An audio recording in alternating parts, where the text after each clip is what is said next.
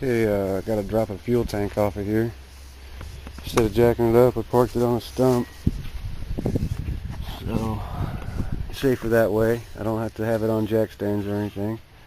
And I got to drop this gas tank on this side because the fuel lines are leaking. Pull that off.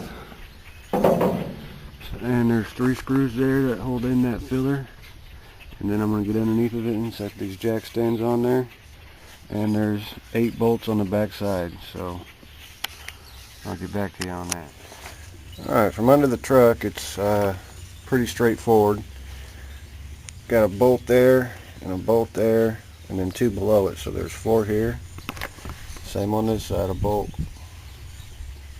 there and 1 there and 2 right below those. I've already removed the bottom bolts.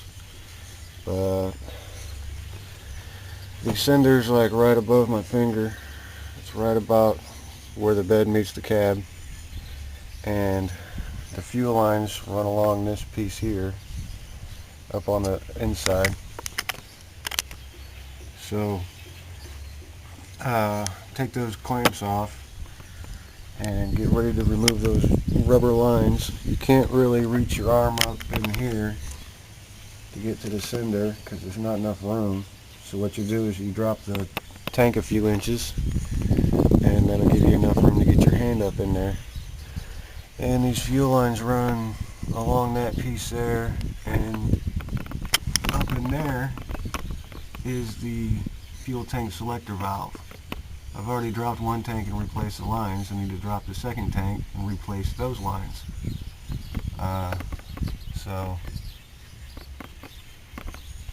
I guess I'll get those clamps loose. Since I'm replacing the whole line anyway, I can take them loose here and give it slack to drop the tank down over here. Although you don't have to do that because you can drop it a few inches without ripping the lines out.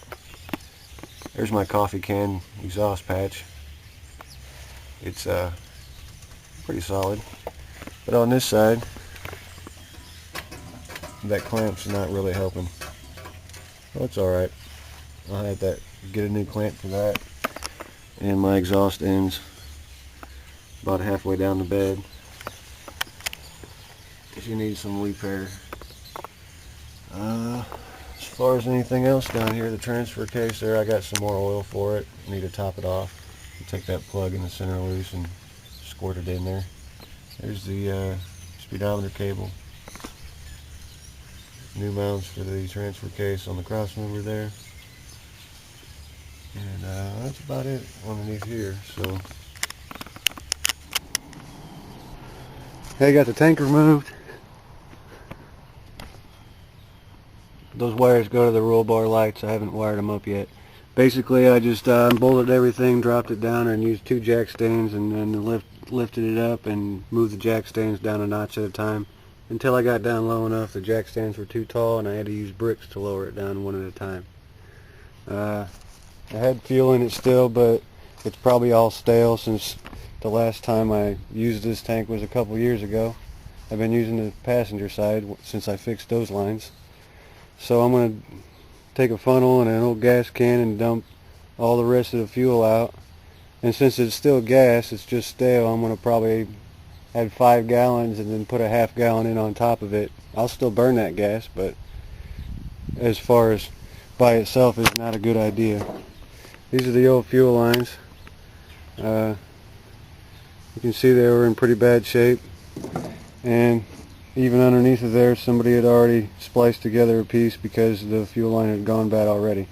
So I'm going to get rid of that splice too. That'll be good for it.